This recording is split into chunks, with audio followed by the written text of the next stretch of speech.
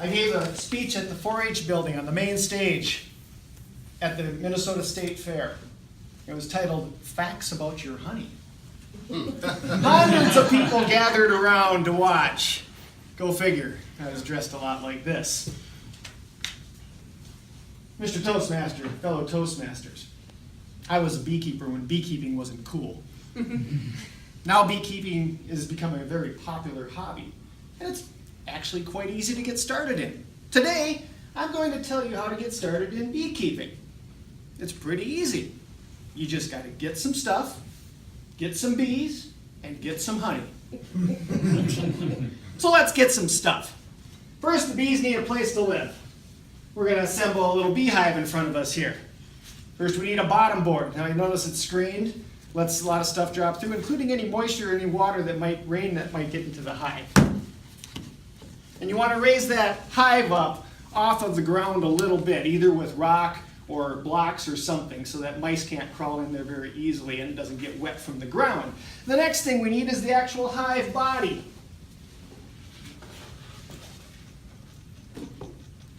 Now, the hive body is where the bees live. It's where the queen lays all of the eggs to raise all of the baby bees. And they'll actually fill it up with honey at different points of the year too. When a hive is mature, when a colony is mature, there'll be 3 of those boxes on the hive. And you'll notice that it has little strips of wood on top. Those are actually frames. I'm going to pull one out and show it to you here. And what's in here is a beeswax foundation that is shaped like the cells on a honeycomb. You can kind of see how that works. And you might be saying to yourself, that's black. That doesn't look like beeswax. And you would be correct. Except it's beeswax. They make it black so that beekeepers like me can look inside here and they can see the baby bees, the larvae, up against the black background quite easily, because often I have to look for baby bees to see if the hive is actually producing anything. Again, there's going to be 3 of these when the hive is mature. Going on top of those 3 hive bodies will be something we call a queen and drone excluder. And what this is going to do is this is going to keep the queen down in that hive body. She's a little bit bigger than the workers, so she can't fit through the little slots on that excluder. And the reason we want to keep her down there is because this box is called a honey super. And this is where the bees will put the honey that I'm going to harvest at the end of the year. So we want to keep baby bees out of the honey super so that it's nothing but pure honey in there. And again, this has the frames in there. This time it does look like beeswax, and it is, because I don't have to look for baby bees up here. You'll also notice that this super is a little bit smaller than the hive bodies. There's a good reason for that. When this sucker is full of honey, it'll weigh about 30 pounds. When that one's full of honey, it'll weigh over 50 pounds. Since this is designed to get honey, I got to lift a lot of these in the summer. I'd rather lift 30 pounds at a time, especially in these years. The next thing we put on is the inner cover. One thing you might have noticed too is the way I'm setting these things up. The hive is only held together by gravity. There's nothing nailed together, there's nothing screwed together.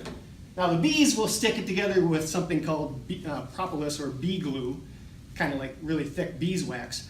But otherwise, it's just gravity, because I got to move these things in and out and up and down and all over the place during the course of the year. But the inner cover will actually allow the bees to get out through the top, gives them a little ventilation, but it kind of caps it off so that one thing you do want ventilation in a beehive, but you want the openings to be fairly small, like down here and such, because the bees have to defend those openings. They defend them against robber bees and against any pests that might get in there. Even mice, the bees will gather up and sting the mouse and all. So we want some ventilation, but we want the openings to be small. And the last thing that we have is the top cover that goes on this thing. And again, that's sort of loose, again, ventilation, but nothing's going to get in there, and I'll usually set a block on top of that. So now we have a place to put our bees. Now we need some stuff for me. I don't know if you noticed, but I'm wearing a different kind of a suit today. All right, I got my bee suit on. You notice that I've got gloves, with elastic that is tight around the arms. I've got elastic tight around my boots, because if there's an opening inside this suit, the bees will find it. A couple weeks ago, I was wearing my old boots, and the stitching was coming loose on the leather, and there was about a 1/16 of an inch of sock exposed. They found it. At least one bee found it, I know. There is a risk with this, because if I ever run for public office, I'm going to have to deal with the news reports that say he wears a white suit with a hood. He's got thousands of workers that he doesn't pay.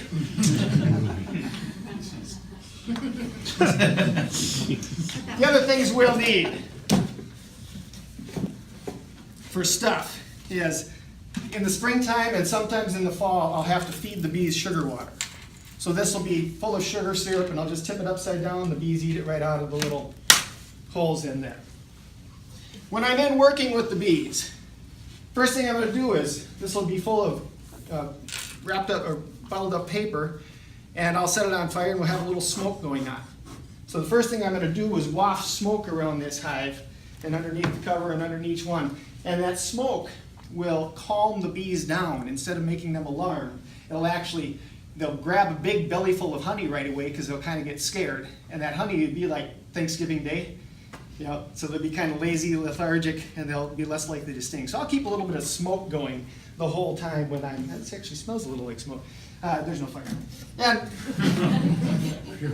And because I mentioned the bees will glue things together, I need a pry tool that I can actually pull these things apart with and get in here and work. I also have a little bee brush, very soft, bristles like a paintbrush kind of thing, that I use to brush the bees out of the way, which I left sitting on top of my hives the other day, and I wasn't going to go out this morning and pick it up. Well, now we've got a place for the bees to live. We've got some stuff for me. Maybe we'll just get some bees. When I was a kid, Dad would catch wild swarms, or actually really feral swarms of bees. But every year or two, we'd catch a swarm, we'd put it in a box, and we'd keep those bees. It's not common to find swarms, though. There's a description about swarming on that little handout that you have in front of you. And it's the way that bees actually spread in nature, because they'll split their colony and take off and go. Since swarms are not real common these days for the average person, the modern version of catching a swarm is to go online and order your bees. So I buy my bees online in late winter, and they're shipped to me in early April. They come in a little cage like this. There'll be a couple thousand bees in here. And these bees will just be gathered from all different kind of colonies, and they'll just be thrown together. So they don't know one another, really. They're just kind of thrown in the cage. It's sort of forced friendship. They're thrown in a cage and shipped several hundred miles to me. There'll be a can of sugar syrup in this little hole that hangs down in there, and the bees can eat from that sugar syrup during the trip. And when I get the bees, I'll take sugar water of my own, and I'll wet them down so that they're kind of soggy. They can't fly real well, and they actually give them something to eat, eventually. And that way, they kind of stay in one big blob. I'll end up just coming along and opening this hive up and boom, dumping the whole thing in there. And that's about the way it looks. Now inside with all these other bees is the queen bee. Every colony needs a queen. It's their leader, it's their boss, it's what's going to lay all the eggs to reproduce the colony. The queen comes in a separate little cage like this, screened in, and there'll be a couple workers in there with her just to take care of her, and the bees will actually feed her through this screen during the trip over. And this will be inside this box in a little slot, kind of hanging in there, because the bees didn't know this queen before. They got to get to know her too. So during the trip, they're getting to know her, and I'll pull this thing out then and introduce the queen into the hive. I'll put a little marshmallow in that hole, stick it in the hive, and they'll actually chew that marshmallow out and get to know that queen a little bit more, and she'll come out and be part of the colony from that point on.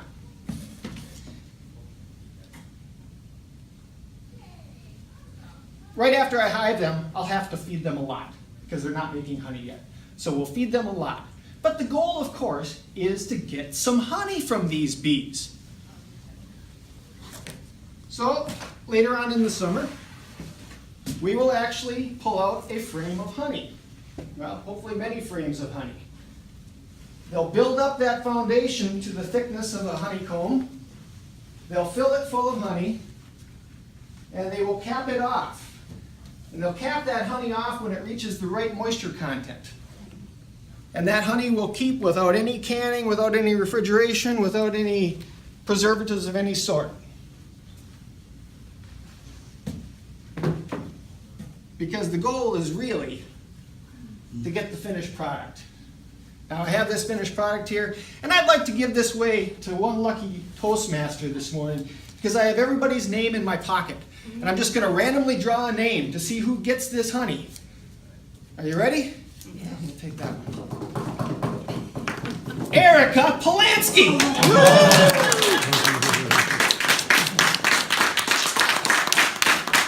What a coincidence! She just happens to be my evaluator today.